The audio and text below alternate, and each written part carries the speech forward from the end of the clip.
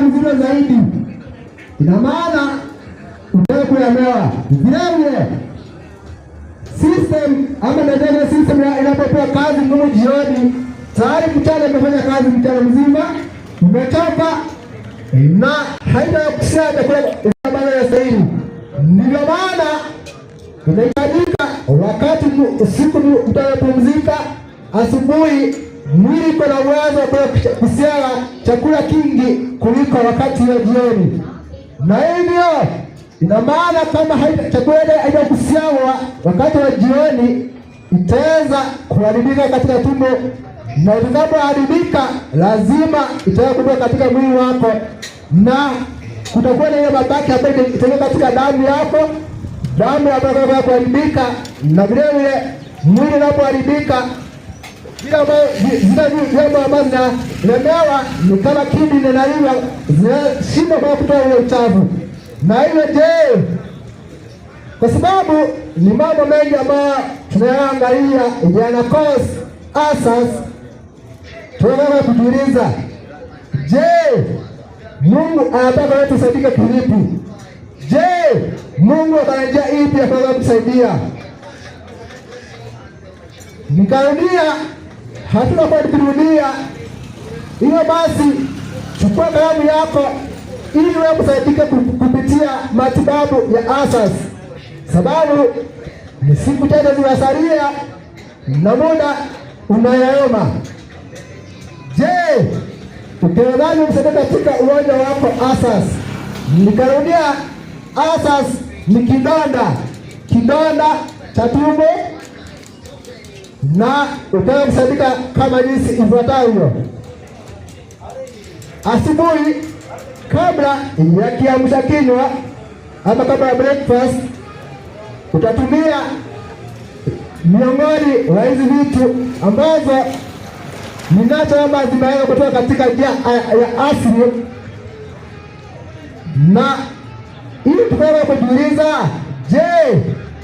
kwa nini tunatumia njia za asili? Tuwe kurejelea kibibilia ili tukajiulize kwa nini njia za asili.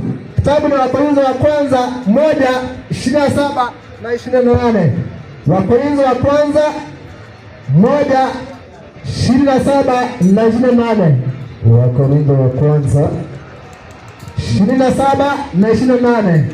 Wakorintho wa kwanza sura ya ngapi? 1:27 na 28. 1:27 na 28. Biblia inasema, bali Mungu aliyachagua mambo mapumbavu ya dunia awaibishe wenye hekima. Tena Mungu alivichagua vitu dhaifu vya dunia ili aviaibishe vyenye nguvu. Tena Mungu alivichagua vitu vinyonge vya dunia na vilivyodharauliwa, naam, vitu ambavyo haviko, ili avibatilishe vile vilivyoko. Mungu anatumia vitu ambavyo vinakaa ni kama hazisaidii kwa ajili ya matumizi ya maadamu, kwa ajili ya matumizi ya maadamu. Kwa mfano, vitu ambavyo tutakuwa tukitaja kwa ajili ya matibabu ya asas. Na vilevile nitakukumbusha jambo fulani, ili tunanukuu kitabu cha Zaburi ya 1:3 mstari wake wa 3 kuzungumza Mungu anataka kutuponya maonyo yetu yote. Na hiyo basi kunawezekana kama kujiuliza, naambiwa asas iponi. Kwa nini naambiwa hivyo? Kwa sababu utaambiwa ni nini imesababisha asas, na kama tutaka kutoa chanzo ama pia kinasababisha asas, bila shaka mwili wetu utapata kupata nafuu. Jambo la kwanza, asubuhi kabla ya kiamsha kinywa utatumia aidha dawa ambayo inaitwa Activate Charcoal. Activate Charcoal ni makaa ambayo imetengenezwa kwa niaba ama kwa matumizi ya dawa, na kwa mfano inatumika na mti ya Bluegum ama Eucalyptus. Eucalyptus tree inaweza kutengenezwa kwa ajili ya matibabu ya mwanadamu. Jambo la pili, kama unatumia Activate Charcoal, unatumia black seed. kuna black seed, ile black seed yenyewe au black seed oil. Jambo la tatu, kama utatumia hiyo, utaweza kutumia mwarobaini. Kama si hiyo, utaweza kutumia aloe vera. Aloe vera vile vile. Sio kuna alternative ama kuna vitu ambavyo wanatumia. Ila tumia aloe vera, utumie neem ama utumie black seed ama kitoweo chako. Jambo la pili, wakati wa mchana, maybe kutoka saa 4 hadi saa 6 pale, tunaweza kutumia turmeric pamoja na ginger pamoja na garlic na vilevile ingine ambayo inaitwa cayenne. Tarudia na nitasema hivi, ikiwa mimi na shida hiyo nini ambayo tunazungumza zipo katika soko zile kubwa ama vilevile, kama maybe hautafika pale, utajangalia na utaenda kusema nionyeshe hiyo ambayo nasema ni ipi.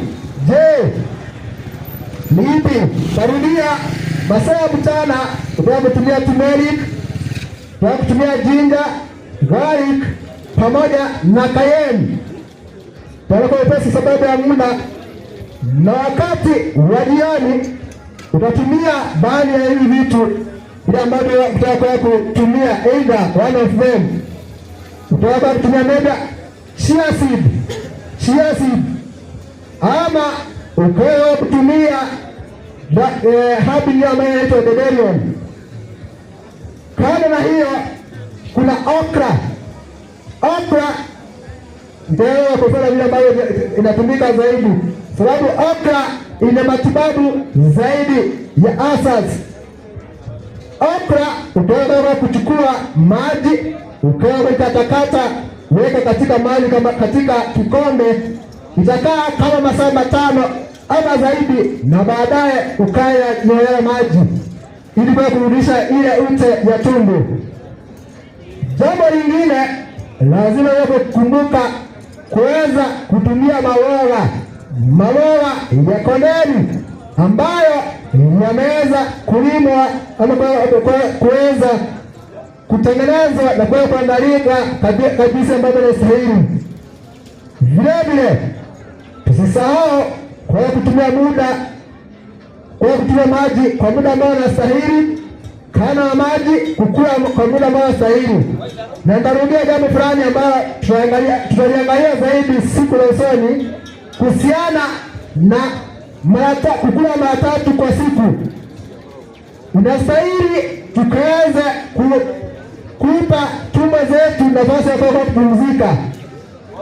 Si unakula asubuhi, kufika saa 3 unakula tena, saa 4 unakula, saa 6 unakula, saa 7 unakula. Unatoka hapo kwa kujiuliza ni kwa nini mwili wako unahitaji kupumzika. Na hiyo basi utakapokula kiamsha kinywa unapumzika angalau masaa 5. Baada ile kula chakula kingine baadaye na masaa 5.